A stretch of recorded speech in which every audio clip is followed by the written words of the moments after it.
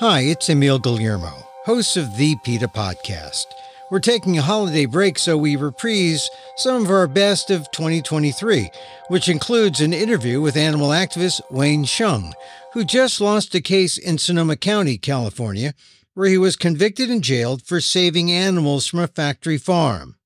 You can read about his experiences on his Substack blog, The Simple Heart, and we have links in our show notes.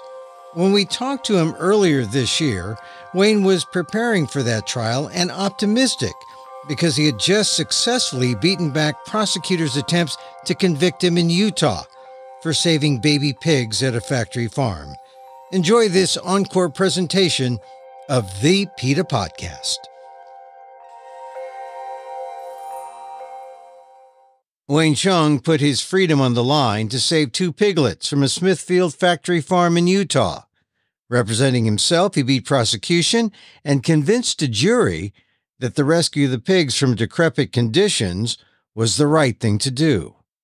Hsiung gives insights on the case, on direct action, open rescue, and why when you ask him how he identifies, he says animal.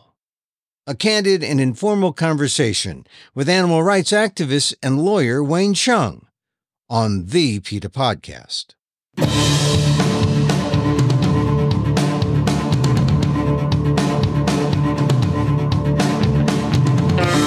Welcome to the PETA Podcast. I'm Emil Guillermo, your host for this inside look at animal rights, brought to you by PETA, the largest animal rights organization in the world. On today's episode, Wayne Hsiung, the co-founder of Direct Action, or DxE, the group that has revived the art of protest in the animal rights movement that's dramatic, effective, and memorable. DxE's victory over Smithfield's factory farms in Utah was an epic win that reverberated worldwide. That's when Hsiung saved 2 piglets, Lizzie and Lily, who were near death. And for doing the right thing, Hsiung faced felony prosecutions. He won the Smithfield case, faces another in Wisconsin later this year, and he notes he doesn't win them all. So how and why does someone put their freedom at risk for the animals? You'll hear it when he updates us on the lives of Lizzie and Lily, the piglets he saved. In my informal and candid discussion with Hsiung, he also talks about how he came to animal rights from growing up a young Asian American bullied in Indiana, and he talks about his Taiwanese parents, about the importance of his family's culture and their Buddhist beliefs and how it evolved into open rescue, and how his mother's cancer keeps him fighting for the animals. Considering the weightiness of the issues, Hsiung brings a personable style and a sense of humor to our conversation. Here's lawyer activist Wayne Hsiung on the PETA Podcast. You know, my first activism over 20 plus years ago was 100% because even back in the late 90s and early 2000s, PETA used to just ship out posters and DVDs and whatever you needed. Yeah. Or outreach. And I just started tabling on my college campus. And if not for PETA, I wouldn't be a felon. Which most people would say, like, wait, why are you proud about that? But no, it's actually been a great thing for me to be a felon. So I will say there's a lot of things that are not great about being a felon. But the amazing thing about it is knowing that the reason I'm a felon is because there was a sick baby goat who needed help. And we gave him help. And, you know, honestly, PETA is one of the big reasons I have the courage to do those sorts of things. Because I've told Ingrid this so many times, but, you know, her book was an inspiration to me. The fact that they always did so much to support grassroots activists was an inspiration to me. And maybe most importantly of all, PETA has always supported direct action. And among kind of large, successful organizations, that's rare that an organization can maintain such fearless commitment to these principles. And to me, direct action is just quite simple. It's being the change we want to see in the world. There's an animal who's being hurt. Let's try and help them. And why should we be afraid of that? We should not be afraid of that. And PETA has given so many people the courage to do what they think is right. That's beautiful. Yeah, but the thing about direct action, it's in the words, right? And then you can acronymic make it into an acronym. DxE makes it sound like a clothing line or something. I love that.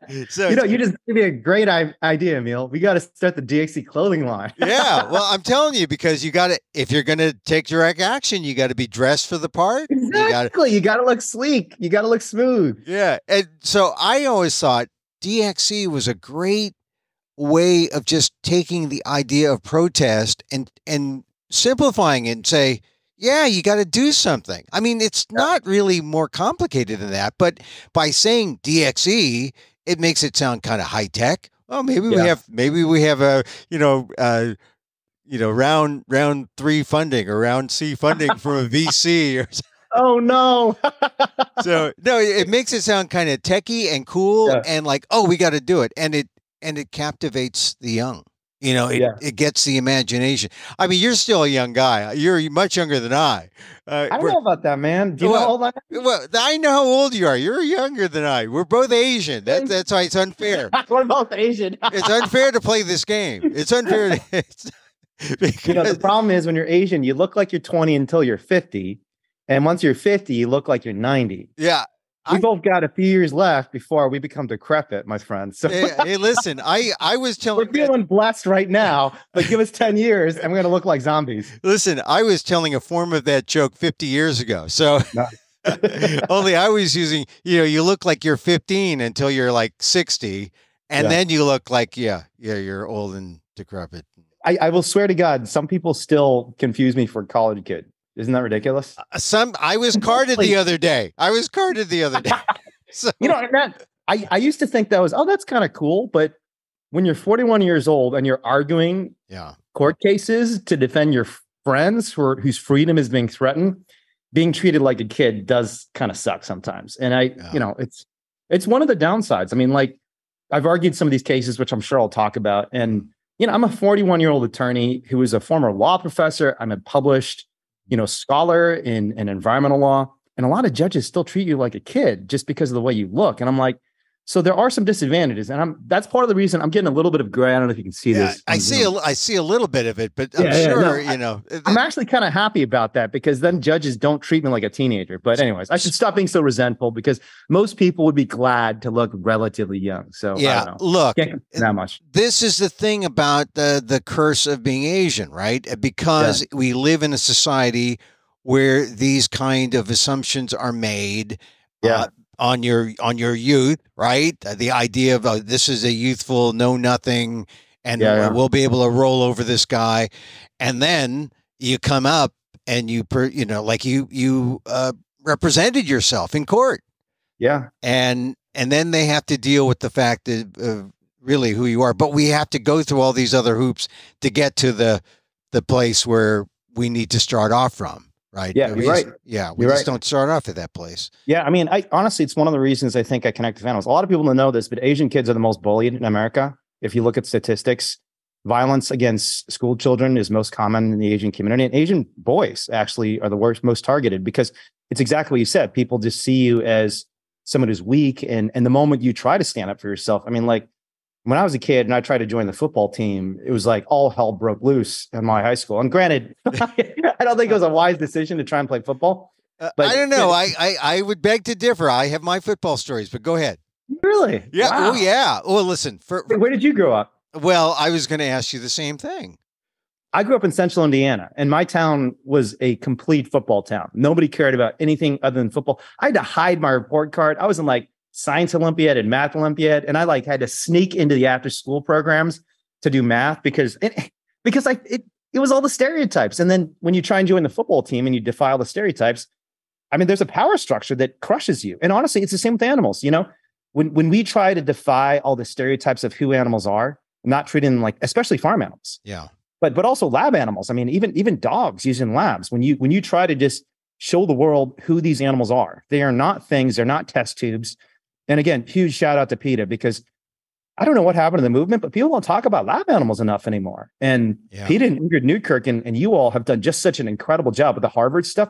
Like the stuff you've done with Margaret Livingstone is just so powerful, so powerful. Yeah.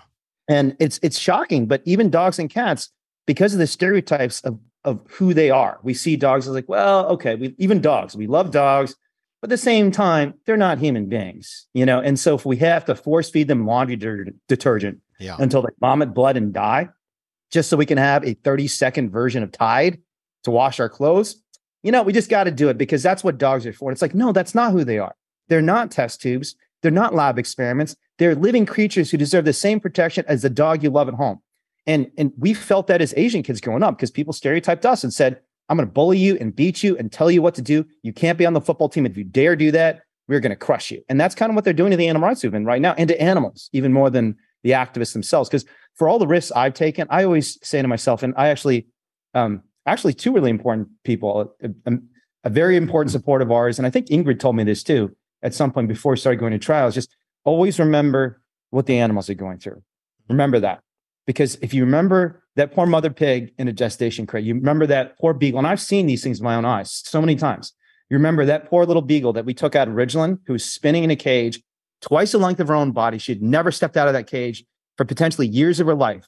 She was spinning because she had gone insane, psychological trauma from living in a cage her entire life. Think about them, and no matter what you're going to go through, it's going to feel easy. And it did. That was very good advice.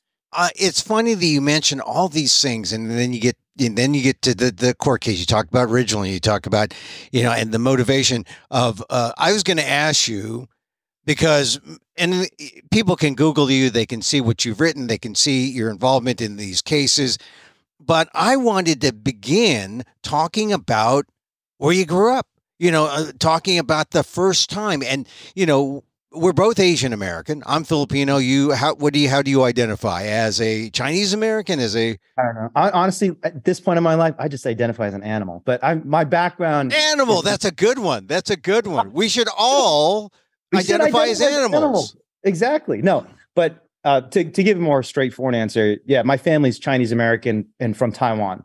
So, and there's a big political controversy. I don't know if about the China-Taiwan. Oh yeah, yeah. If I call myself Taiwanese, a lot of people are be really mad, and if I don't call myself Taiwanese, a lot of people get really mad. So, I'll say now I'm both Chinese and Taiwanese to please both camps. Boy, and hope nobody comes for me. That is a real interesting thing, how you've divided it up there and how you please both sides, because there are so many other sides to the China question, mainland, Hong Kong, you know. Absolutely. I mean, but Taiwan and U.S. and China relations, that's sort of the boiler. That's the boiler, the pot boiler right now. And also it's going to mean more also for the animals too, with how that plays out. So, I mean, your ethnicity doesn't come into play. As I say, it doesn't come into play too much, but I wanted to start with that question. Number one, because a lot of what brings us to our stance on animals is a cultural thing. You know, it comes from our parents. And a lot of Asians may be, you know, Buddhist, Tibetan Buddhist. They might be, more spiritual in terms of how they view animals. I'm just a basic Filipino Catholic, so you know we just don't eat meat on Fridays. You know, so it's just one day of the week. But how did your background, your cultural upbringing, give you a sense or an awareness of the animals? It's really interesting because, you know, my understanding of my family's background, going back hundreds and potentially thousands of years, is that we always have believed in the equality of all sentient beings. I mean, this is an ancient Buddhist precept going back hundreds of years before Christ was even born, before Christianity was even a thing in this world. There were great Buddhist masters who said that all living beings are equal and all beings who suffer need protection. And you can actually go and look at, there's these ancient Chinese texts from, again, I think before Christ even, where these Buddhist masters basically say that we have not just a right, but an obligation to rescue sentient beings. That when you see an animal at risk of death, whether that's because they're suffering from disease or because someone is going to inflict violence on them, you have a duty to intervene. A duty. It's like, wow, I have to like risk my own life to save someone else just because, and the idea behind it is this principle of anatta in Buddhism. Have you heard of this principle before? No. It's weird because it's so much more important than ahimsa. Everyone's heard of ahimsa. It's like, oh yeah, ahimsa, nonviolence, and it's great. I'm not saying ahimsa is an important concept. It is. But to me, anatta is the more essential principle of Buddhism. And anatta is the denial of self. But that's how it's commonly interpreted. But it doesn't actually mean denial of self. What it means is the connection of yourself to all the consciousness. That the reason you have a duty to protect another being is because they are you and you are them. We're all connected. And, it's the way I always describe it is, it's as if your subjective perceptions of the world, your feelings, are like a pinhole into the universe. Imagine you're living in complete darkness your entire life, but you have a little pinhole you can look through that you can see some tiny amount of light. And that's what kind of Buddhists believe about all consciousness, that it's because of the limitations of our own mind, our own spirit, that we cannot feel what another sentient being is feeling. And if we were able to open our eyes, and if the world were lit up and bright and transparent, then that mother pig in a gestation crate, I would feel every single thing she feels. Right. Yeah. And that was very important to my family for hundreds of years, but we kind of lost it. And when we came to this country. And so a huge part of what I've been trying to do is just bridge that dislocation and find this connection to our ancestral traditions. And I just think, what is the accurate view of the world, which is that all living beings are equal. So that was ahimsa? Anatta. Anana. Okay. Anatta. Anatta. And I will say, anatta. I say anatta. Anatta. All right. I've heard anatta. You just called out my terrible Buddhism. No. See, all these things are things I've read because not as part of my family's practice. I have one aunt who has tried to recommit to it, but most of my family in 1949, when China was split, we lost not just our spiritual and philosophical traditions, we lost everything. Like my grandpa in 1949 left his little brother behind and didn't see him for 40 years. You had to go to the island. He had to go to the island. And, you weren't allowed to go back. You weren't allowed to really be in touch. It was dangerous, So, yeah, I mean, I've said before that a lot of who I became was just a product of dislocation. And dislocation is obviously a terrible thing. But the good thing is when you're forced into a state of dislocation, you start recognizing the other ways, the other gaps in your life and your consciousness. Yeah. And so you get this sense that we are all one, and when you do get that sense, obviously it's the pathway to empathy. It's a pathway to understanding other people in your pool, in your same pool. We're all in this together. And suddenly you're a teenager being bullied in Indiana. And did you feel that oneness there with your bullies? No. I was an angry, cruel young man. I mean, I was also a very bullied young man. And and I think you're right. It is the path to empathy that when you see the oneness of all sentient beings, I will say it's also the path to peace. And it's one of the great lessons of Buddhism. One of the reasons so many people in the West have been drawn to Buddhism, because we live in this era of unprecedented anxiety. Like there's a study released just a couple of weeks ago showing that I think over 60% of young Americans are suffering from severe sadness on a regular basis, essentially depression. And I think when you live in a society where people are feeling so dislocated, have so little connection, not even from other living beings, but even from themselves. They don't know what their purpose is. They don't love their family. They don't have a family that loves them. That when you start feeling connected to people, you start understanding them more and empathizing them more, but you also start loving them more and start feeling loved by them, because you start realizing, even like I live in San Francisco, and literally where I'm sitting right now, there's a tent. If I walked outside this door right here, I'm pointing to, there's a tent 20 feet away from me. And I think a lot of people go through life and I don't want to brag and say, like, oh, I'm some sort of woke person who's like really down to help homeless people, because I could do so much more. I mean, I could help my unhoused neighbors so much. But I think there are a lot of people who walk through these neighborhoods and feel fear, right? And I walk through them, and even when I'm seeing incredible suffering, I feel love. Yeah. And the reason is because I know what they're going through is also what I'm going through in a very important way, because we're all human beings. We're all living beings. And the loneliness and sadness and fear they feel is my loneliness and sadness and fear too. And when I feel connected to that, well, it's hard initially. And the same is true of animals. When you think about, and this is why I think the animal rights movement in so many ways, I think has gotten it wrong. It's not just about the cruelty. It's about the love. Because when you feel the cruelty in a real and empathic way, when you feel that connection, and you were describing the empathy and that oneness, by all means, like cry about the suffering of the living beings who suffer and feel traumatized, and you should. In the same way that, if your arm's cut off, right, you should feel some pain. You should do something about it. But at the same time, recognizing your arm's cut off gives you the real and honest opportunity to start healing and feeling better about the world. Because when your arm is cut off and you're doing nothing about it, and you're not even thinking about it, you're just going to suffer and bleed out and die. Well, once you realize I've got a serious injury, I can do something about it.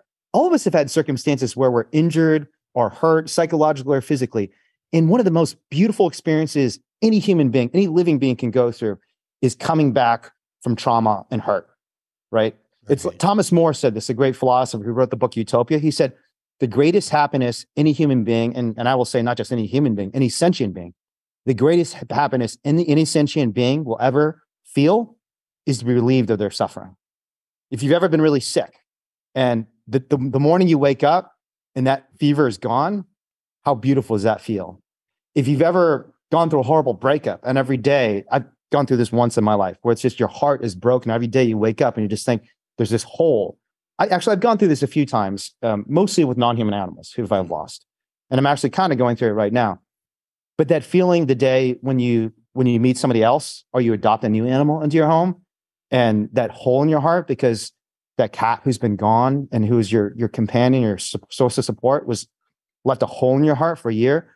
And then the morning when you adopt a new cat and you realize, I have someone who loves me again in my life every day, and how beautiful that feels. And it's so the flip side of suffering is healing. And there is no greater happiness, there's no greater meaning in the world than helping those who suffer heal. Right. And so really the flip side of cruelty makes sense, is love.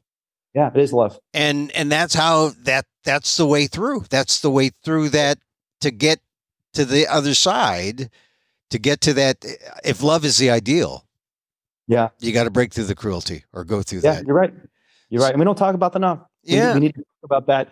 And this is one of the reasons open rescue is so important to me, because open rescue, it's kind of the yin and the yang. It absolutely does expose the cruelty. I mean, in the Smithfield case, just the fact this huge, massive corporation is torturing these poor mothers. I mean, mothers. How can we do this to mothers? It's so insidious and evil and vile.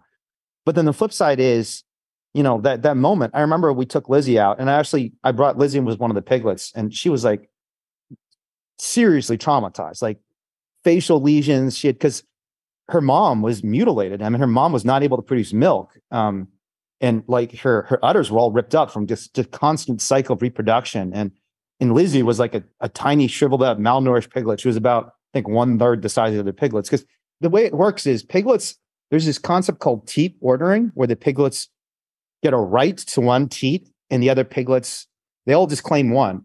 And Lizzie, just maybe because she was weaker, maybe because she was a little sick, she claimed a teat that was already defective. It was already destroyed. And because of all the forcible cycle of impregnation, any mother will tell you that nursing is actually quite painful for one baby. With one baby, that's painful. And even doing it once a year or two. I mean, these mother pigs are going through 12, 13, 14 piglets 2-3 times a year. Constant trauma on their udders for 5-6 years. This cycle, forcible impregnation, and then birth, and then nursing, and then forcible impregnation, and then birth and nursing. Constant trauma to their udders. And so, but when we took Lizzie out, I brought Lizzie to her mom. I picked her up, and I wanted to show her mom, because the moms get really frantic, because the one thing they have in their life, like, they've got nothing.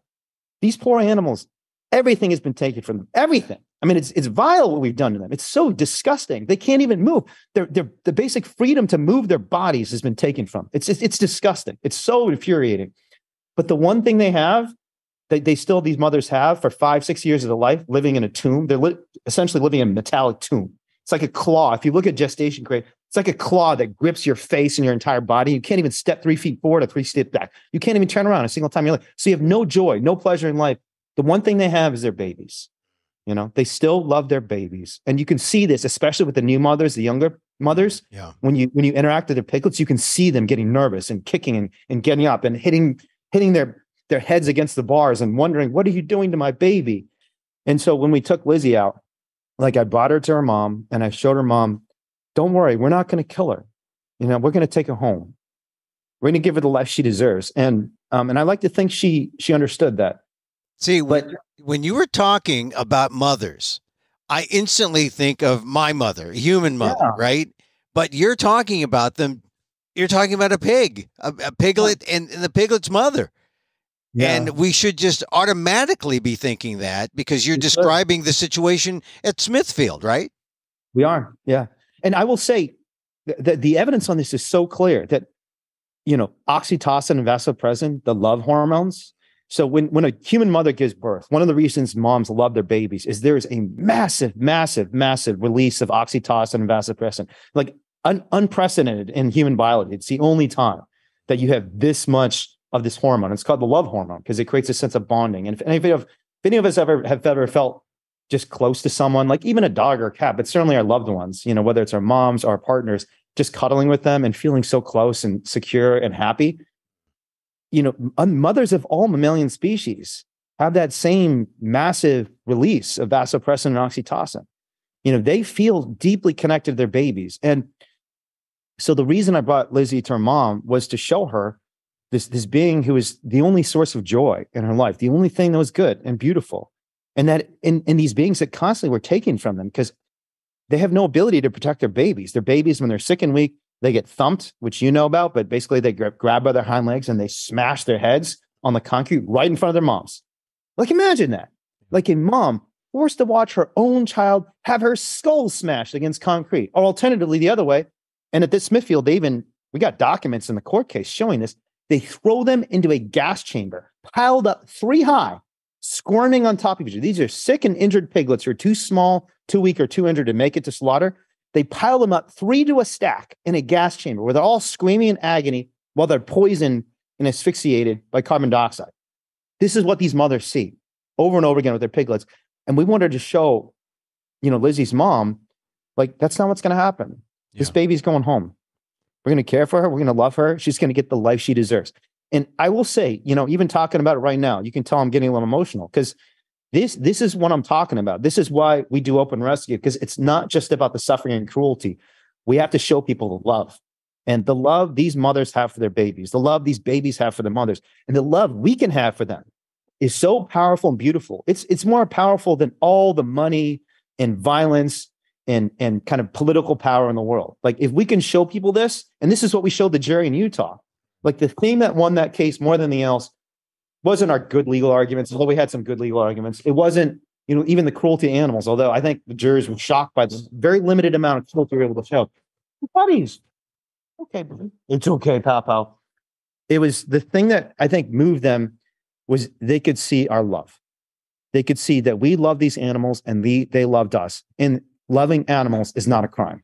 So let's talk about the Smithfield case even deeper now. Initially you went in just to document what you were just describing. Yeah. But then you couldn't just document. You had to do more. You had to take direct action, really. You had to do something about it. Tell me about the moment. Yeah, I'll say 2 moments. One was when we first walked in, because we walked into Smithfield because in January of 2007, Smithfield made a promise to the world that we're going to take mother pigs out of these cages, these horrible metallic tombs that I was telling you about. Because the public, even by January 2007, had learned about this and thought, hey, this is kind of messed up. You got a 700-pound animal in 14 square feet of space. That, even for me, as someone who eats animals, and I don't know anybody who even people in the industry who thinks, oh, that's a good life. Everyone thinks this is kind of disgusting and vile. And so, and we had heard through the grapevine, just from people we knew, including family members of employees at Smithfield, that this wasn't actually happening. So, and the moment we walked in, and I thought they had been lying, because and I know, anyone who knows the industry knows this is an industry that's built on lies. Everything they say is a lie. So, in the moment we walked in, what do we see?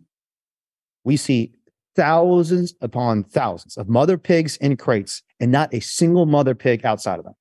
So that's the first thing. And we spent a few months just documenting this, actually going to various facilities at Circle 4 and verifying that, all the mother pigs are still in crates. They promised the world the crates are gone. Their CEO even made a public statement and said, at Smithfield, we keep our promises. It's like The audacity of that. Not only do you break your promise, but then you double down on the lie.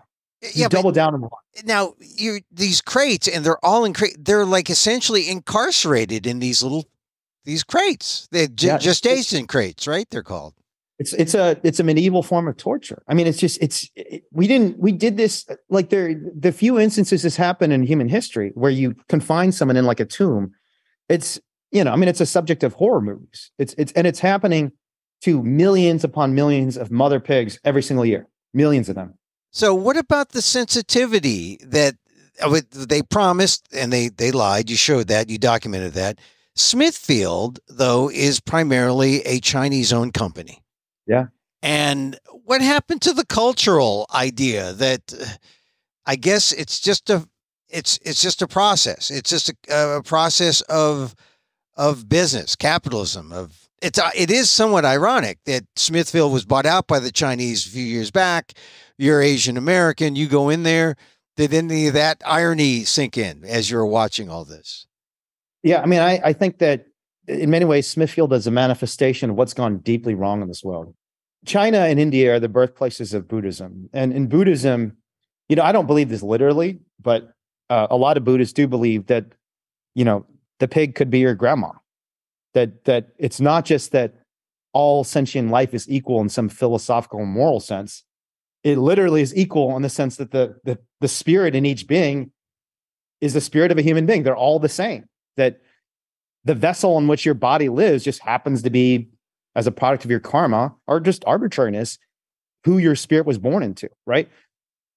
And we have gone from there in ancient tradition to this day. I mean, you go to Buddhist temples, especially Chinese Buddhist temples in the Bay Area, they're all vegan and vegetarian. And vegetarianism goes back thousands of years. This is why a lot of the best vegan food in the world comes from Asia. Because you have these Buddhists have been making like seitan and tofu and like tempeh for thousands of years because they're like, we don't want to eat, we don't want to hurt. This is not our philosophy. Our philosophy is one of nonviolence, not violence, but nonviolence.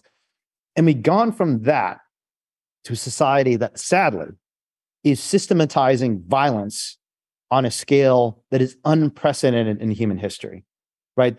China is now, I think, on a not just a per capita, but an absolute basis, the source of more animal suffering than anywhere in the world, partly because it's just, it's a lot of people, 1.3 billion people. And even if they're eating, so they got 4 times as many human beings as the United States. But unfortunately, even though they're still eating about 1/4 to 1/3 the amount of meat that the US is eating, because they have so many people, they're killing a lot of animals. And Smithfield is an example of that corruption because you have this Chinese billionaire who says he's trying to feed the world, but really he's just feeding his own profits. It's not like these workers at factory farms, either in the United States, which increasingly a lot of the pork and pigs in the United States are being shipped to China. Right. And it's being subsidized by US taxpayers. Like Smithfield is a Chinese company that gets hundreds of millions of dollars of handouts from the US government. It's like, why does a Chinese billionaire get more profits from US taxpayers? Why do I have to pay him for nothing? Yeah. Well, America's a good investment. I guess. For China. I mean, that's the irony. Yeah. But even more profoundly and deeply, this isn't just a corruption of our political and financial system. This is a corruption of the most profound values our civilization has held. And I mean Chinese civilization, but really, I mean Western civilization too, because it's not just in the West. You go back to ancient Western thought. Some of the most brilliant thinkers in Western thought, people like Plutarch and Pythagoras, people like Jeremy Bentham and John Stuart Mill. I mean, the greatest thinkers and the most prescient thinkers in both Western and Eastern thought all concluded, because it just makes sense, that inflicting violence on any sentient being is wrong. And we've corrupted that. And instead of embracing that idea that compassion is what's best in us, we've systematized cruelty. We've turned cruelty into a mass production system where everywhere we go, there are living beings being brutalized. The most vulnerable beings on this planet are being brutalized. And we got to take that back, because I don't think that's what most people want. And these court cases prove it. We had 8 members of a jury in Utah, conservative rural agricultural region, saying, we want compassion. We just had 12 members of a jury in Merced, California. Again, agricultural region of California, Foster Farms, a massive poultry company, being the largest private employer in the entire county. And we had 12 members of the jury unanimously say, We want compassion. And so we got to take back this country from these massive factory farms that are torturing animals and make this country what it should be, a place where we legitimately defend justice and compassion and even love, rather than protecting cruelty. So let's go back to Smithfield again in terms of those moments. You described one moment you saw all these mother pigs in these entombed in these gestation crates. That was one moment. Describe, you were saying there were two moments as you were there to document with these cool kind of high-tech kind of cameras. And then, but you had to take Lizzie. You had to save her. So describe the other moments. Yeah. So what had happened for the first few months, we were at Circle 4, which is it's hard to say exactly, but the Wall Street Journal has described it as the largest pig farm in the world. We don't know how big it is, but the Wall Street Journal had some basis for saying this, because at some point Smithfield was proud of the fact that they have this massive pig farm. But you're right, we had used these extremely fancy 360 cameras that we had borrowed from a company in the Bay Area. I mean, they're like, forget exactly how valuable they were. They're tens of thousands of dollars. So I was like, every time I held that thing, I was like, oh my God, if I drop this thing, I'm going to be in a lot of trouble. But we had spent months just documenting because we wanted to show just the scale. And the nice thing about these cameras is you see everything we see. You know, we're not, a lot of times this industry, I mean, this has happened in so many PETA investigations. They say, oh, this is, unusual, unique instance of abuse. Like they just picked out selectively the worst footage. This never happens. It's like an accident. It's like if you took a shot of a car wreck, then you're going to have a different perception of American civilization than everyday life. Not most people are dying at car wreck. And so we had these 360 cameras. But for months, we were documenting all this horrific abuse and cruelty. And, part of the reason we didn't rescue anyone, even though we saw lots of piglets dying, we saw lots of mother pigs dying, was because we didn't really have the opportunity to, because the reality is like rescuing an animal is, and we said this at trial, it's an extremely time-consuming, expensive endeavor. I mean, even a sick chicken can cost you hundreds or thousands of dollars. When you're talking about a pig who eventually is going to be a 600, 700-pound animal, I mean, we always estimate that you need to have at least land to care for the pig and $5,000 a year. That's like minimum amount that you probably need for veterinary care, food, and everything. But eventually we did actually, over months, in Utah, we did maintain some relationships, and some people said to us, yeah, we have space. If you ever come across a sick or injured piglet or cow, a larger mammal, let's do this. And so we said, yeah, this is actually could be done. And, the night we rescued Glenn and Lizzie, we didn't necessarily know what we're going to find. We didn't have like the specific intention. I mean, even using legal terminology to remove her. But Lily in particular, when we saw her, she was like huddling on the side of the crate, just being like knocked over and pushed to the side by the other piglets. So Lizzie, we rescued 2 piglets that night. And as bad as Lizzie was, and Lizzie, you can see the photos and videos, she's covered in blood. She's got all these wounds that are like infected on her face because she's fighting and trying to get food and she can't reach it. But she's desperate. She's doing everything she can just to get a little bit of food because she's starving to death.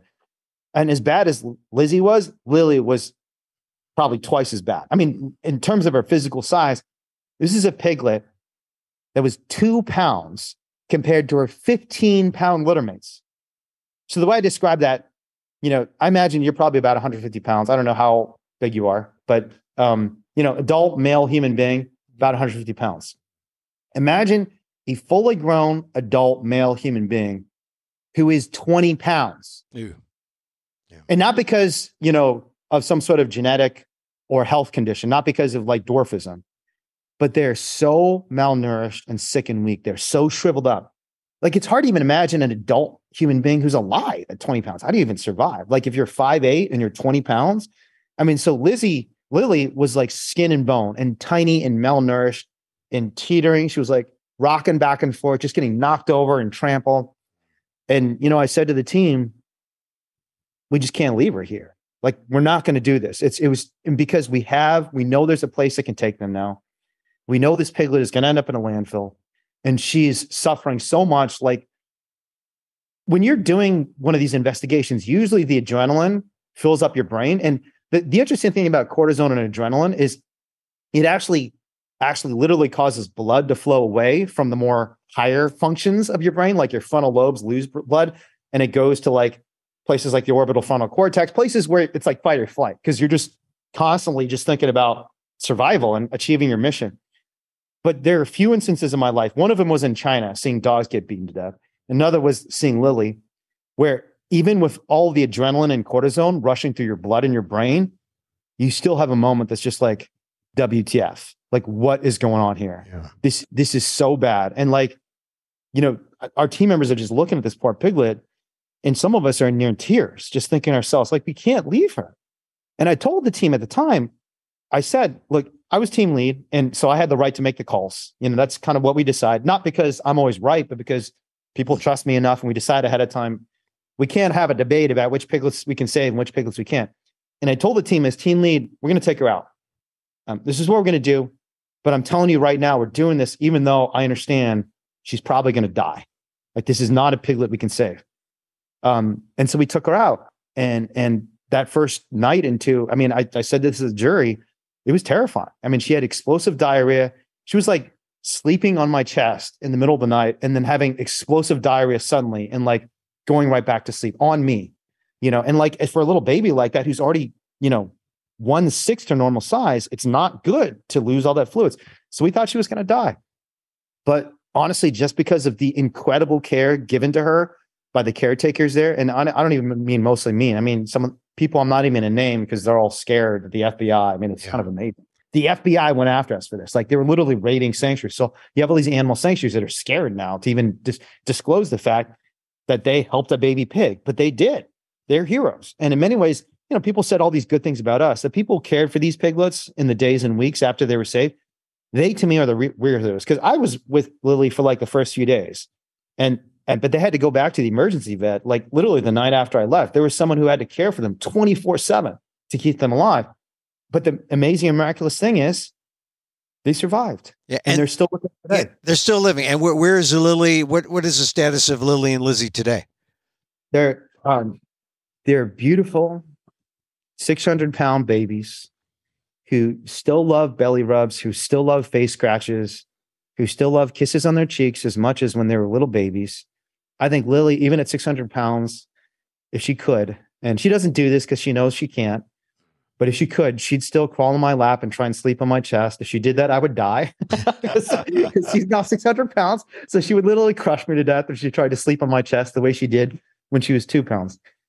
But we're not saying exactly where they are because, again, you know, I mean, it's kind of shocking, but the FBI literally had a multi-state piglet hunt. It's kind of like one of these manhunts from America's Most Wanted, except instead of going after murderers or actual terrorists, they're going after a baby pig who is sick and dying in a factory farm. Well, because she would be evidence, right? She was like, we need to find a body. We need to find this is who they stole, right? Yeah, they wanted to find evidence against us to charge us with very serious crimes, and they tried, and they did. I mean, they went to sanctuaries in Utah and Colorado, a caravan of 4 SUVs of armed FBI agents going after, you know, kind-hearted, compassionate women who were caring for sick and injured animals. They scared the bejesus out of them. They intimidated them. They wouldn't even let them leave. They mutilated a piglet by cutting her ear off without even giving her anesthetic, all to try and put me in prison. And then 5 years later, what happens? They present all that evidence even to a rural conservative jury in southern Utah, and the jury says, we stand for the activists and not for the industry. We're going to stand for compassion and not for cruelty. Now, and that should be a lesson to every politician, every district attorney, every FBI agent who tries to support the industry against those who are trying to act with compassion. Now, are they still looking for Lizzie and Lily? Is that why you're secretive still? Or because you think that there'd be some kind of retribution? What is your feeling now? Yeah, you know, we're doing this because it's a request of the folks who are caring for them. I see. Because people who run sanctuaries, this industry is incredibly powerful. They do things like mess with people's regulatory permits. They do things like sue people. I mean, I've been sued by factory farms. PETA's been sued, I know too, by animal abusers. And, you know, we don't have billions of dollars the way Smithfield does. They can hire an army of attorneys. They have unlimited resources. We don't have the resources of the federal government. And the federal government, unfortunately, supports Chinese corporations like Smithfield against their own people because Smithfield literally gives millions of dollars to the politicians who run our government. So it's like legalized bribery. So these sanctuaries have to be careful because they didn't sign up to be an existential fight for their own survival against Smithfield. So, that's not the role in the movement. And maybe there's some sanctuaries that do want to have that fight, not this sanctuary. And I want to respect that. All right. So let's just go back toward the end a little bit. First of all, you had this unprecedented access to take pictures. Were you allowed in by a whistleblower, or how did you get the access to see everything that you did for as long as you did? Yeah. So unbeknownst to most Americans, and I learned this for the first time in 2007 when I first walked into a slaughterhouse, because of the scale of these facilities and the automation and mechanization, meaning there aren't that many human beings at a very, very large facility. So Circle 4, for example, has 1.2 million pigs. I think it's like 80 square miles, something like that. I think it's like bigger than the city of San Francisco. 80 square. Well, San Francisco is 7 by 7. So yeah. I think Circle 4 is larger than the city of San Francisco. And they have a lot of employees, don't get me wrong, but they only have like a few hundred employees. Like imagine a few hundred people working in a city that is maybe twice the size of the city of San Francisco. That would be a very tiny, there won't be that many people there. Yeah. And it's not like these workers are well paid and, are working, they don't want to work there. And, they're honestly mostly immigrant, undocumented labor, in some cases, literally slave labor. I mean, I'm not even exaggerating. Like Smithfield at that facility in the early to mid 2000s was implicated in a human slavery scandal where they had literally imported, not just cruelty and violence against animals, but cruelty and violence against human beings. They're importing people from Asia and then forcing them to work without pay and telling them, if you tell anyone about this, we're going to take your family's home away back in the Philippines or Vietnam or China, wherever it was. And when Smithfield says, oh, it wasn't us, it was our contractor, we didn't know all these people were enslaved. It's like, how can you know the people working at your company are not slaves? Like, what does that tell you about the company where your excuse for enslaving human beings was, we didn't know, we thought they were being paid? It's like, so anyways, this is a massive facility that it takes 30 minutes to drive from one side to the next of Circle 4. It's got 1.2 million pigs. There are factory farms everywhere. And so we just walked in through an unlocked door. Wow. We did have some insiders supporting us. And I don't even say who, but there were some family members of employees who told us, that Smithfield was engaged in all manner of chicanery. But for obvious reasons, they don't want to get fired. They don't want to get criminally charged in a county where the political structure of Beaver County is beholden to Smithfield. They were not directly involved. They just told us where to go in some cases, and we went in ourselves. So you had this essentially unlimited access. You got all the documentation. Did it surprise you that that law enforcement, the prosecution, took this tack of going after not the bad guys, not the culprit, but going after the good guys? The activists. No, and I'll tell you why. Well, two reasons. One is because I had the experience of providing legal support for a number of activists in the mid 2000s who went to prison for completely nonviolent activism. So my dear good friend Lauren Gazzola, one of just the kindest and most brilliant people on the face of the planet Earth. She had just graduated magna cum laude from NYU, was planning to go to some fancy law school. And instead of going to law school, she went to prison for 5 years. And what was her so-called crime? I kid you not, running a website. She was the vice president of Shack USA. There were people who did things that I think, personally, I don't support. I understand why some people support them, but things like property destruction. And in one case, there was, not in the United States, but in the UK, there was an employee of a lab called Huntington Life Sciences who was physically hurt. But Lauren was not even alleged to have participated in any property destruction, any violence against human beings. She was accused of organizing demonstrations and running a website. And she went to prison for 5 years. 5 years. And all Americans should know about this because we look at Putin and what he's doing, to this Wall Street Journal reporter, Evan, I forget his last name, or what he's doing to Navalny. We look at China and we say like, oh my God, what a dictatorial regime. They throw, Muslims in jail just for being Muslim. We have thrown people in jail for running websites against powerful industries. They tried to put me in jail for taking photographs at a factory farm and taking a sick piglet to the vet. And they wasted millions of dollars trying to put me in prison for that, you know? And so I knew and it's hard because on the one hand, I love this country so much. Like this country's given my family so much. And I'm a really proud and patriotic American, but I also know there's a deep rot in our political system when it comes to power and money. So that's the first reason, because I had that history and I knew I was a young lawyer and law professor providing support for Lauren. I literally taught her First Amendment law, which is kind of ironic because she's in prison for running a website. And I'm teaching her these principles that I'm seeing in my day-to-day interactions with Lauren. These principles are not being lived out in American political life. We say, in the first of the Bill of Rights, that Congress shall make no law abridging the freedom of expression. And my friend is literally in prison because she exercised the freedom of expression. She's still there or she's out now? She's out, thank God. Yeah. Yeah. She works for an animal rights organization doing communications work. Ironic. She's still doing communications. She's still doing great advocacy for the animals. And actually, you reminded me, I actually have to call Lauren back. I'm a terrible friend. I'm one of the downsides of getting embroiled in all these controversies is that sometimes you don't spend as much time with the people you love. And, Lauren, if you're listening to this, I'm sorry. I need to call you back. But the other reason is, one of the things that we did with DxE from day one is we looked carefully what happened with Shaq and we tried to re-engineer direct action so we knew we would be better able to not just withstand repression, but cause repression to backfire. And so we were very, very committed. And again, this is the good thing is for me, this wasn't just a strategic commitment. This is a principled commitment to nonviolence.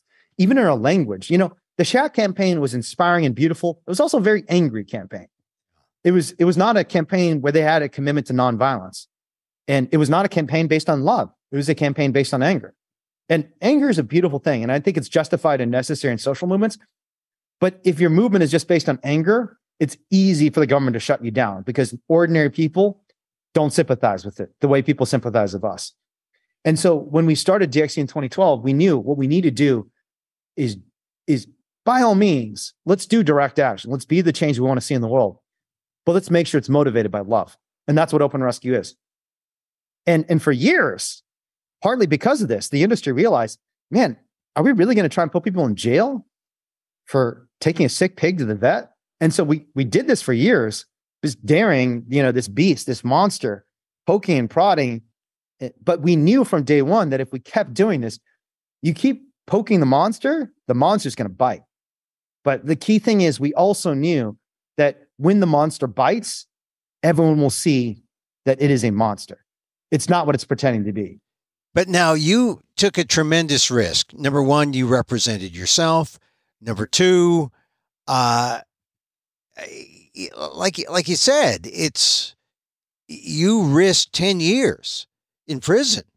This is not something to take lightly. And I want to make sure that people who are listening, who are activists, understand the risks involved that you took and how if you decide to do something, what are the things that people need to understand? Or how is there a better way where the risk isn't so great? Or does it have to be that if you're going to do something so bold and so meaningful, it's going to have to come at some potential cost? Yeah. I'm going to tell you a funny story and then I'll answer your question. The funny story is this. So your leader, and one of the two most important leaders in the animal rights movement in the history, Ingrid Newkirk, back when we started DxE, and around that time, I don't even know how she got an inkling that this is what we're up to.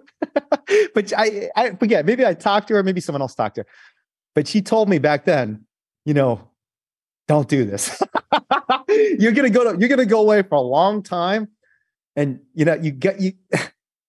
because she's always supported direct action, but she knows from her own experiences over the years that the industry has a lot of influence on the government and the government will try and crush it. And she said to me, I don't remember exactly what the context was, whether it was an email and again, I'm not saying she conspired with us. She had no specific knowledge of what we're doing. Right. She just got an inkling. This is kind of what's going on with the DxE folks.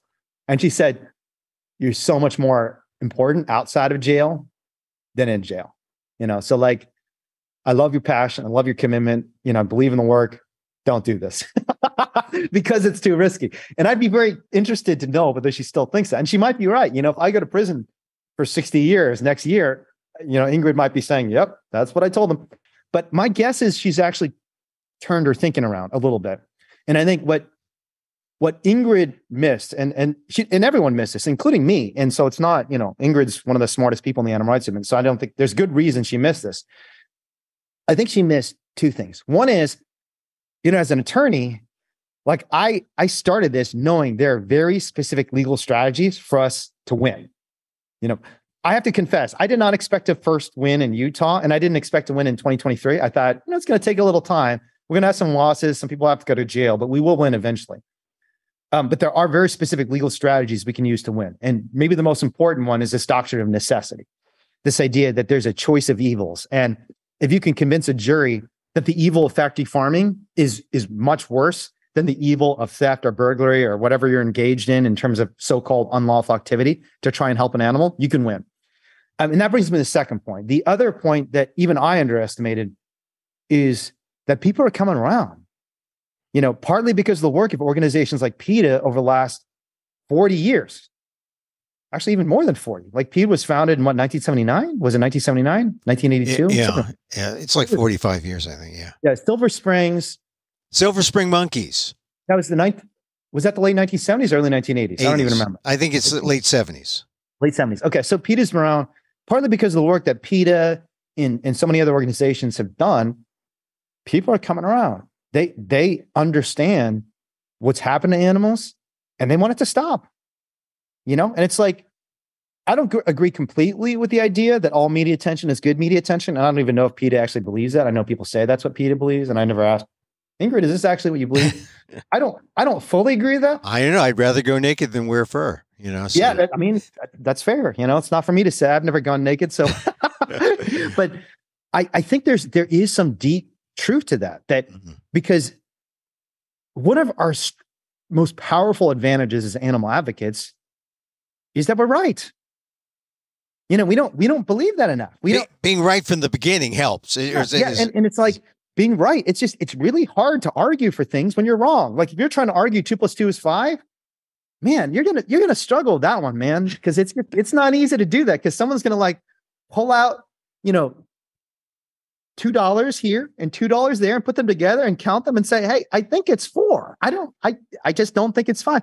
And so for us, one of the key things is just getting the issue on the table, because when people actually have a deliberation and discussion about animal cruelty, they think it's wrong. One of the reasons these juries have come around is because of the great work animal rights activists have been doing for 40 years. They're starting to realize that 2 + 2 does not equal 5, that animals are not things. They're living beings for us to protect, not things for us to torment. So it's kind of like the adoption of the mainstream of this animal rights vision, which is not so immoral, not so far-fetched from the mainstream. It's actually more in line with mainstream thought, mainstream 100%. Morality. Yeah, 100%. Have you seen the studies that have been done by the Sentience Institute and then by Bailey Norwood? 50% of Americans, and this is not just the Bay Area, not just vegans and vegetarians, not just environmentalists, 50% of all Americans think slaughterhouses should be illegal. Oh, yeah. Isn't that an astonishing figure? All right. So you have public opinion moving, and yet you still had to have your sense of comparative morality or comparative evils, or what your choice of evils. And there was one evil that, you know, one evil is worse. Factory farming is worse than saving an animal. That's being victimized by the factory farming. Yeah. Yeah.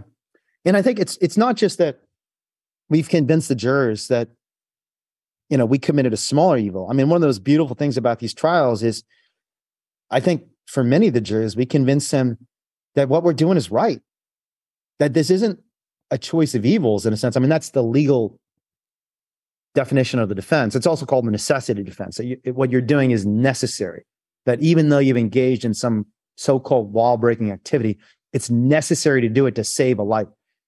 But we've convinced the jurors that not just is what we're doing not a crime, what we're doing is right, you know?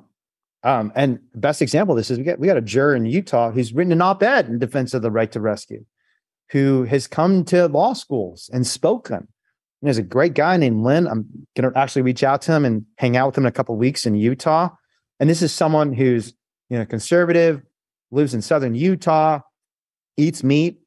And, he's told me, like, this has awakened my consciousness and my compassion, which is a beautiful thing. And it's a great lesson. And just, we're so quick to judge. And again, when we think about oneness with animals, we have to think about oneness among human beings too. Every person you talk to has compassion in them. I mean, I'm sure there are a few people who are psychopaths who don't have it, and they're probably violent against human beings too. They literally may have the physical incapacity to care for animals. But for all the rest, every single human being you talk to is a pre-vegan. And when you talk to them, you should already have that attitude and realize this person is an ally of the animals already. I may not know it yet, but it's in them. See, this is my notion that in this divided country, the animals are a way that we find a little place that we can come together and agree. That's beautiful, Emil. Well, thank you. I think that's true. I mean, when you see PETA people appearing on Fox News, the only way we can do that, or people can do that, is because there's that one little patch that we can agree on morally that animals should be protected and they should be saved. That is so true, Emil. And I'll say this: Tucker Carlson has said a lot of negative things about my people. The Chinese people are. Oh yeah. He's not the biggest fan of China and Chinese people. Like, he calls us spies, and I mean, he's always going on and on about China. And Tucker Carlson, for all the things he said about my people, has said some beautiful, powerful things about animals. He had Gene Bauer, the founder of Farm Sanctuary. He had him on the show. And he actually came on initially, and Tucker was going to make fun of him and say, oh, you're one of these crazy vegans. But by the end of the interview, and I encourage everyone to watch that interview because Gene did an amazing job. Gene is such a compassionate, incredible human being. I love Gene Bauer. He's just such a legend for the movement. But Gene Bauer, by the end of that conversation, Tucker is saying to him, and again, watch the conversation, see it with your own eyes. He's saying to him, you know what? You're like the most reasonable person I've had the show. On that one point. But ask him about trans people. Ask him about. Exactly. Don't ask him about any other thing. But Tucker Carlson is saying, like, yeah, I agree with you about this. And Gene is, he's a quote unquote vegan extremist. He's been vegan for decades. I mean, along with Ingrid and a couple other people, he's really the father of the farm animal movement in the United States. I mean, Ingrid is a mother of the animal rights movement for sure. But Gene came around shortly thereafter and started rescuing farm animals. And the idea that this so-called vegan extremists can go on even a conservative show in the United States, and the conclusion for both of them, they're coming together around the idea, this was like the most reasonable thing I've heard. Let's not hurt animals. Let's help them. Yeah. I wanted to, we began talking about culture, bringing you into animal rights. I've talked a lot about civil rights. I like to talk about race a lot, but it seems that if you're going to talk about race and civil rights, then you find yourself talking about animal rights. You talk about rights for all. And I guess the term that comes to mind now that people use is this idea of fighting speciesism, fighting, and I think that's sort of where we have to go, where we, like you were talking about, hey, I asked you how you identified as animal, I mean, I think we may need to go all the way in terms of not talking about a civil rights or human rights, but just a rights for all sentient beings. Yeah. It's good that you bring up speciesism because you probably know this, or maybe you've heard this, but the 50th year anniversary of animal liberation is coming up. Oh, yeah. Yeah. And Peter Singer, the legendary Princeton philosopher, who I said there are two people who basically gave birth to the animal rights movement. And I think one is Ingrid Newkirk for sure. And the other is Peter Singer, like two legendary figures. And if you don't know who Peter Singer is, what's wrong with you, first of all? Yeah, listen to the PETA Podcast. Listen to the PETA Podcast just this week. You should know who Peter Singer is if you're listening to the PETA Podcast. I remember, I'm pretty sure PETA used to give away copies of Animal Liberation. You could just... I think... Yeah, I think that's true. But you'd have an outdated version now. Now you get the new version. But you got the new version, and Peter's actually going around the country. Everyone should go and listen to his talk because he's going around the country in anticipation of the 50th year anniversary. And it's actually I love this, but his book, Animal Liberation, you know the new title of it? Animal Liberation Now. Exactly. Isn't that beautiful? It's like animal liberation is no longer in the future. It's happening now. It's beautiful. So Peter's going around the country because he's retiring from Princeton. He's no longer teaching students. And it's interesting because, Peter Singer in the mainstream is most known for effective altruism in his work on poverty and how important it is for us to be kind and giving to vulnerable human beings. But as he's leaving Princeton and he's departing his academic career at the end of his life, well, not his life, I should say his professional life. Let's hope he lives another 50 years because I hope Peter lives forever. The thing he's chosen to focus on in terms of his legacy is not the work on poverty and effective altruism, which actually effective altruism kind of has a bad reputation right now because of SBF, which is kind of sad for me because I kind of identify as an EA and SBF, Sam Bankman-Fried. Did you know he was vegan? Oh, I didn't know that. No. Yeah, he's vegan. Maybe I shouldn't say that because he's not the most popular man in America right now. But the key point is this. Singer, who could talk about, I've done all these important things in philosophy and politics. I've done all these things in global poverty work. The thing he's doing now to cement his legacy is animal liberation now. And he is more than any human being on this planet. He is the one who convinced millions of people, including me, that speciesism is a real thing. It is a form of oppression and discrimination. It is as deep, as insidious as all the forms of oppression and injustice that have been inflicted on human beings for thousands of years. And I will still remember until the day I die, the words that changed my life in many ways. And the words were these. It's the preface of the first edition of Animal Liberation in 1975, when he published this book at a time where animal rights was not even a thing. No one even understood it. And the words were this, and they were so bold and so inspiring, but also so shocking when you first read them. The words were as follows. This is a book about the tyranny of human over non-human animals. Tyranny. And I remember reading that word and just thinking, damn, tyranny?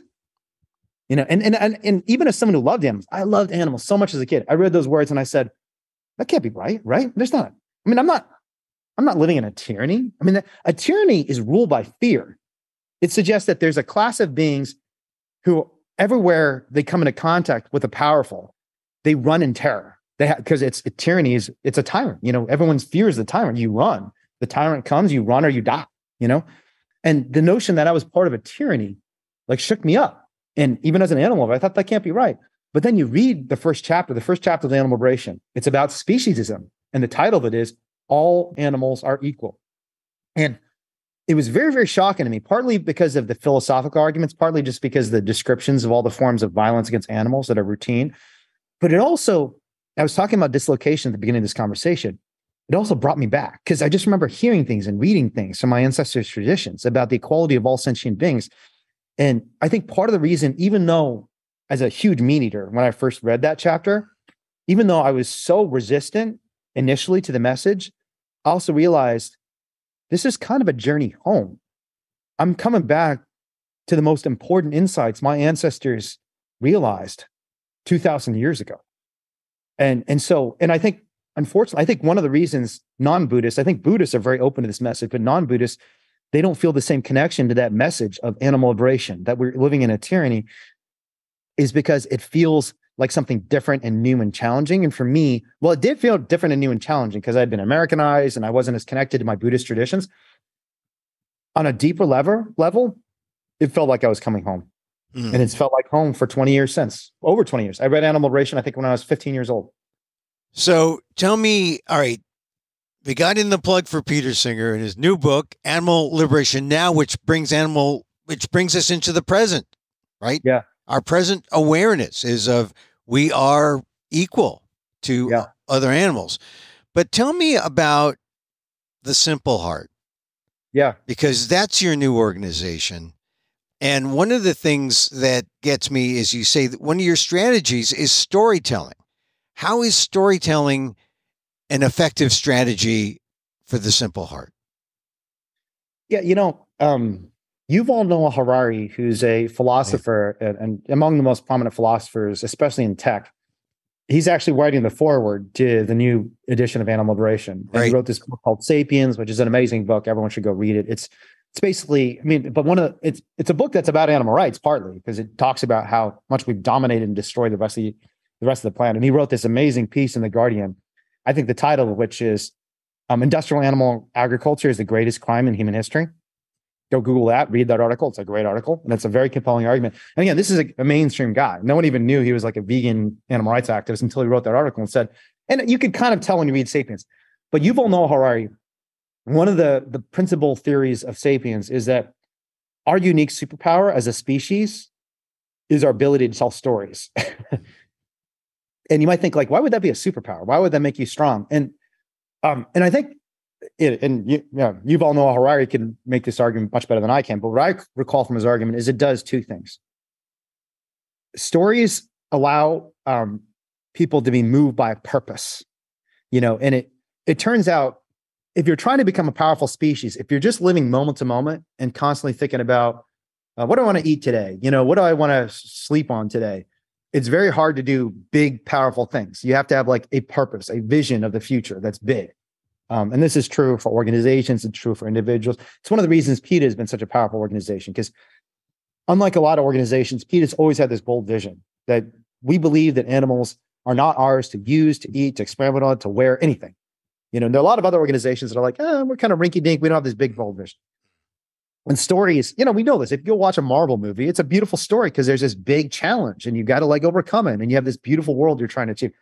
The other thing about stories is stories, when they're shared with others, they bind us together, and we're able to engage in collective action. So it's not just that we can think into the long term and think about what can we do over the next 40 years to make the world a better place, but what can we do with each other to make the world a better place? And this is the power of religion, of these stories that, like whether it's Buddhism or Christianity. And I had to come to this the hard way, because for a long time I thought religion was like nonsense. And I was like a huge Richard Dawkins fan. I'm still kind of a Richard Dawkins fan. He wrote The God Delusion. I'm like, yeah, religious people are stupid.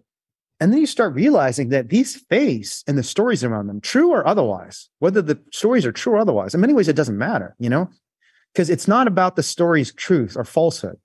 It's about the principles of the story and whether the principles of the story are true. And so part of what we're trying to do with the Simple Heart is just tell powerful stories about who we are as a species. And what we want to convince people of, what we want to tell stories about and get other people to share these stories, is that the human beings on this planet, we are not meant to be tormentors. We are meant to be caretakers. And the best way to show that is with open rescue, to show that even when the odds are stacked against us, even when powerful industries are trying to destroy us, what is best in us is our love for other living beings, not our desire to torment them and profit off of them, but our yearning to care for them. And so that's kind of the central narrative of what we're trying to tell. And we want to make videos, we want to do podcasts, this podcast, which I'm grateful to you for hosting us. I hope people go to the Simple Heart Substack and subscribe and follow the emails. I know Ingrid, one of my most important subscriber is Ingrid Newkirk. Hopefully I'm not outing her as a subscriber to the Simple Heart Substack, but I love it when she writes back to me. I'm always so happy when she writes back to me, which is not that often because she's a very busy person, but it's pretty often. She'll write back to me many times over the year and say like, I like this blog, or I like this video. So we're trying to tell stories about that and bind people together around these stories. Because I think right now we're in a state in human society where the stories that we're being told are bad stories. They're stories of conspiracy and doubt and distrust and cruelty and selfishness. And we need to tell stories of love. It's because there's stories of news. News is about the bad things, the things that go wrong, and generally, in terms of, if you're talking about pure journalism.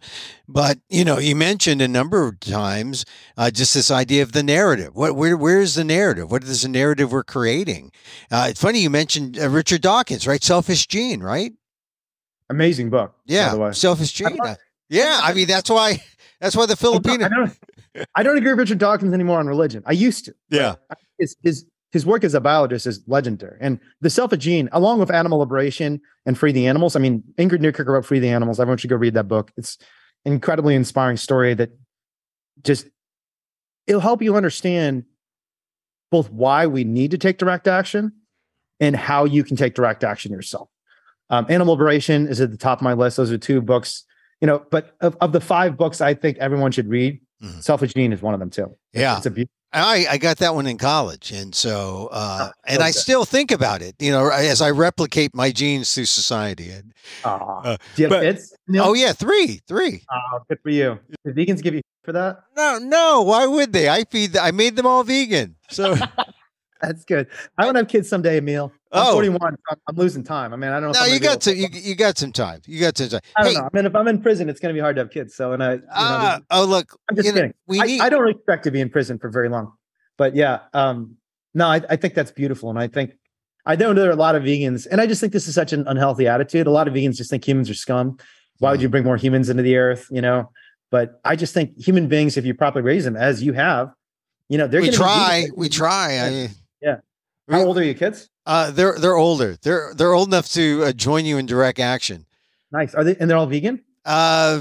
Pretty much. But they kids. I like you have to hedge a little bit and say pretty much.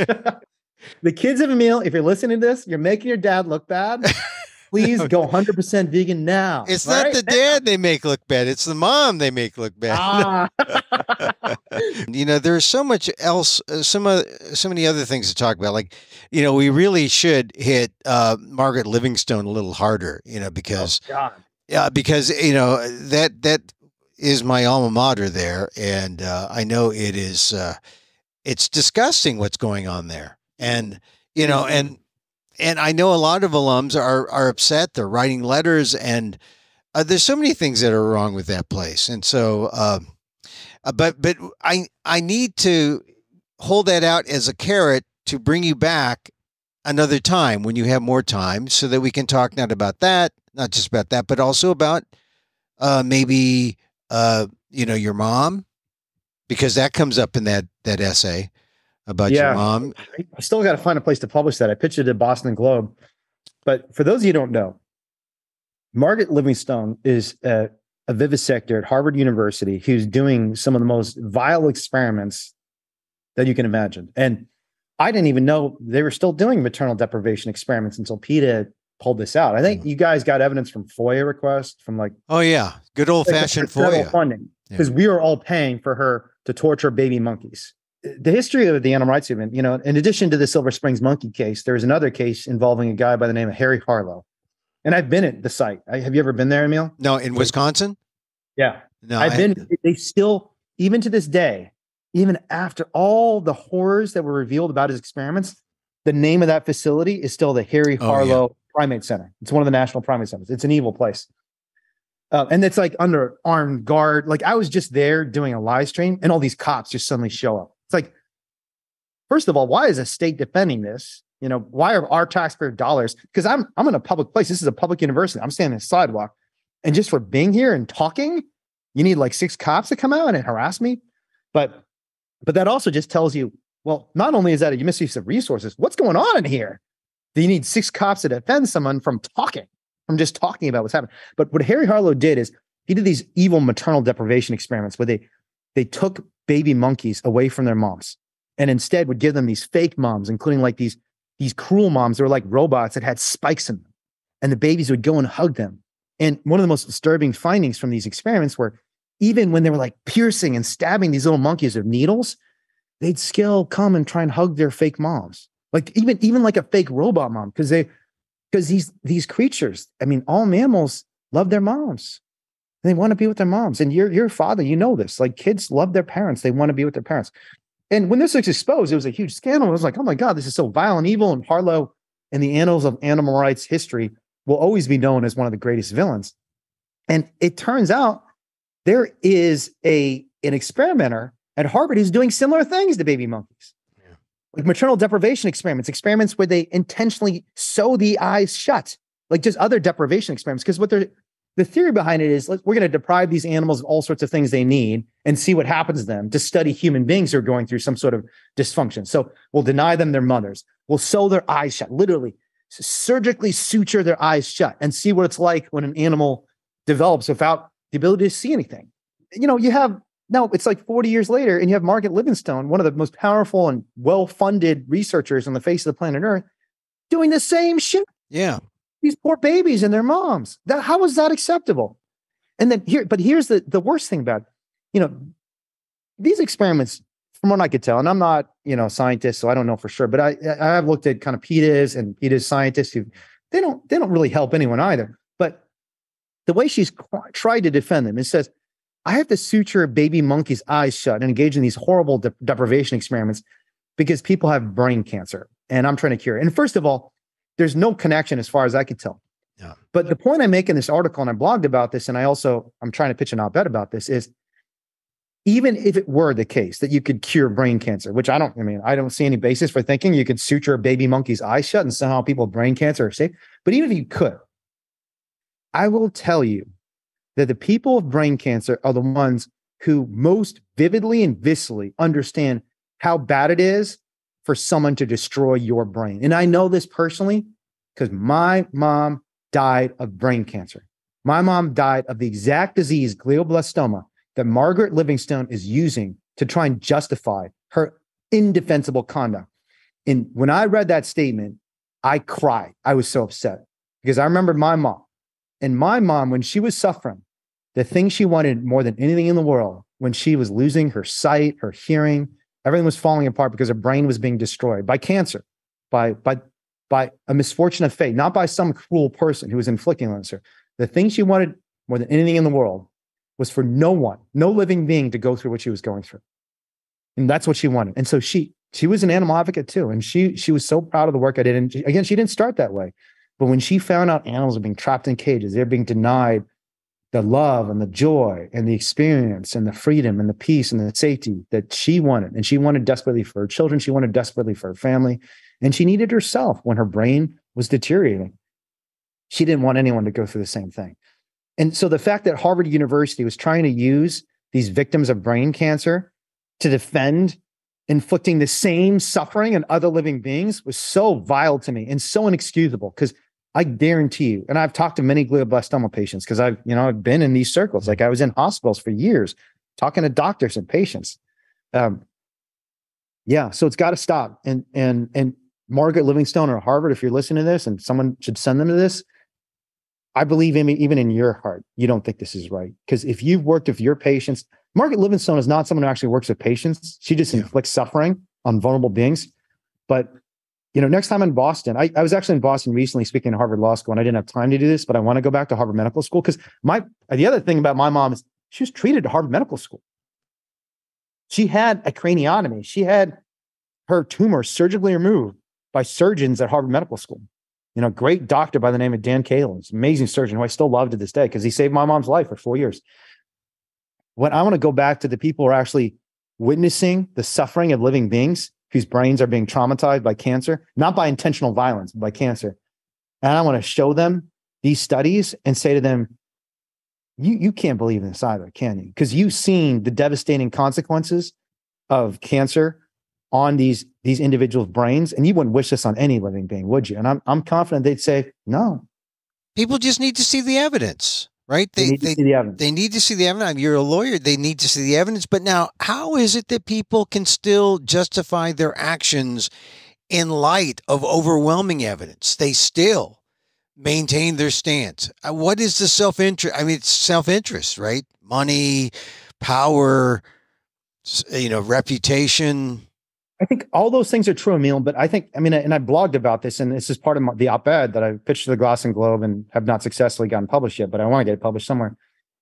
I think all that's true. There's selfishness, there's ego involved, there's money involved. But even more insidious than that is this concept Hannah Arendt came up with when she was studying the Holocaust. Hannah Arendt is a philosopher who studied the Holocaust, and she went to the trial of some of the perpetrators of the Holocaust.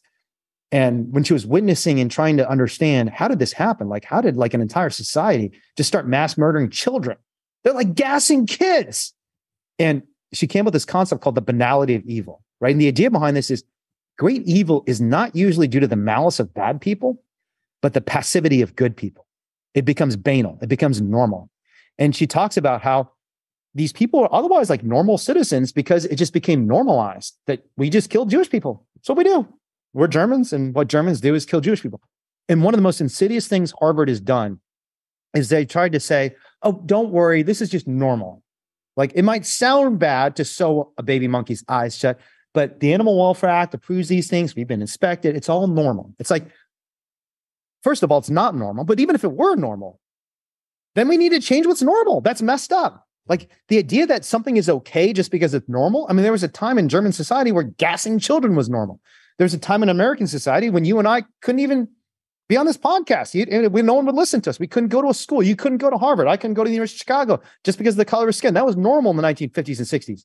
And realize just because it's normal doesn't make it right. But the other thing that was really insidious that Hannah Arendt found about the Holocaust was it wasn't just they normalized and said like everybody's doing it, because human beings are the sorts of animals when everyone's doing something, we just think, well, if everyone's doing it, it can't be that bad. The other thing they did that was really insidious was they made it feel like inflicting violence was necessary. And this is what Harvard has done too. And they're using my mom.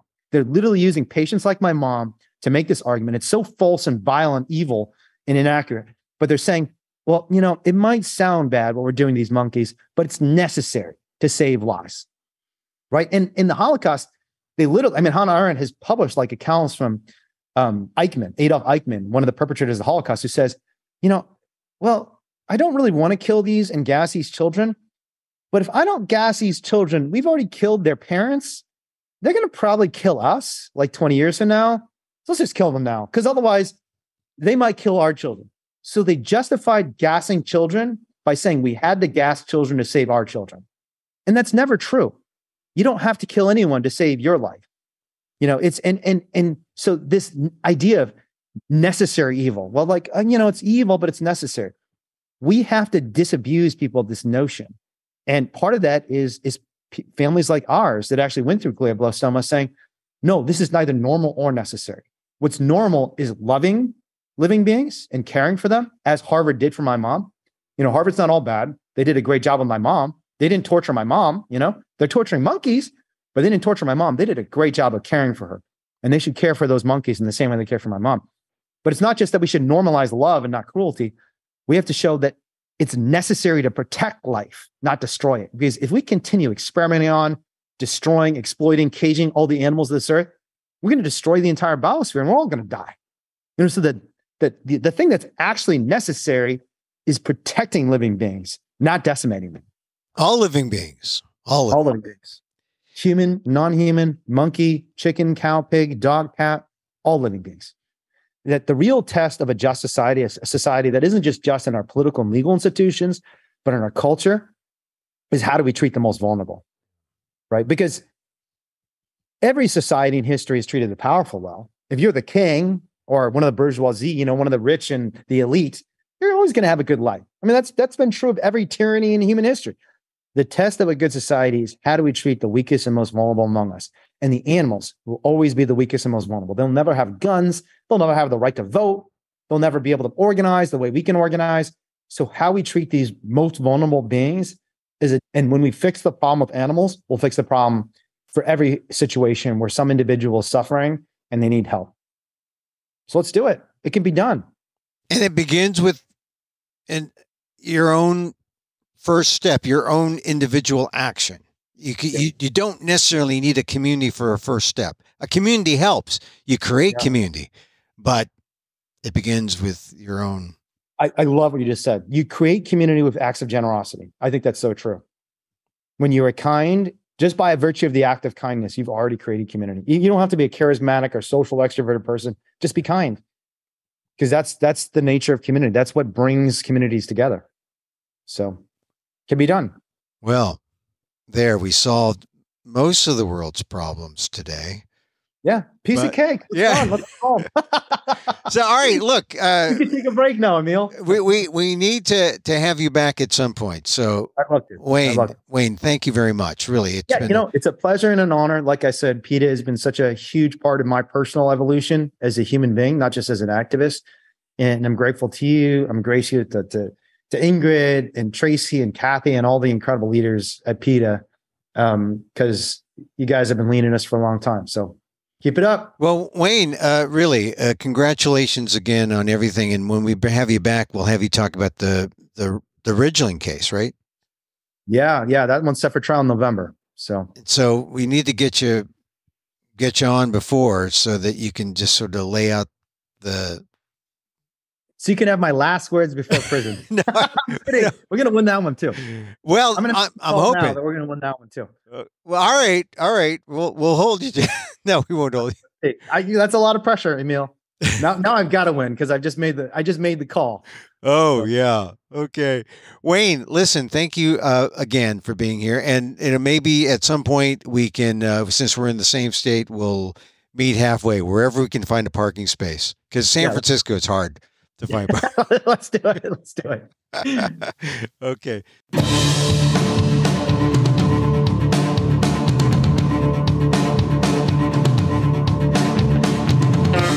Wayne Hsiung, lawyer, activist, and founder of DxE, Direct Action. He heads up a new organization now, The Simple Heart, at thesimpleheart.org, and you can see his writing on his Substack page. Links are in the show notes.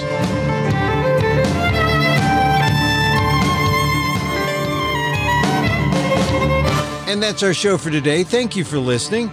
Don't forget to send a link of this show to your friends. Tell them you like the PETA Podcast. You can contact us at PETA.org. You can find me on Twitter at Emil Amok. That's EMILAMOK. Or see my vlog at AMOK.com. Or see my work at ALDEF, the Asian American Legal Defense and Education Fund. That's ALDEF, AALDEF.org/blog. Or get this podcast on YouTube at Emil Amok 1. That's EMILAMOK 1.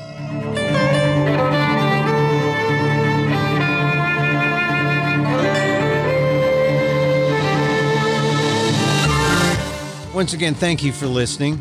Check out all our episodes on your favorite podcast app or on Apple Podcasts, where you can subscribe to, as well as rate and review the show. It helps get the word out about the issues you care about. Our music is provided by Carbon Works. Check them out on YouTube.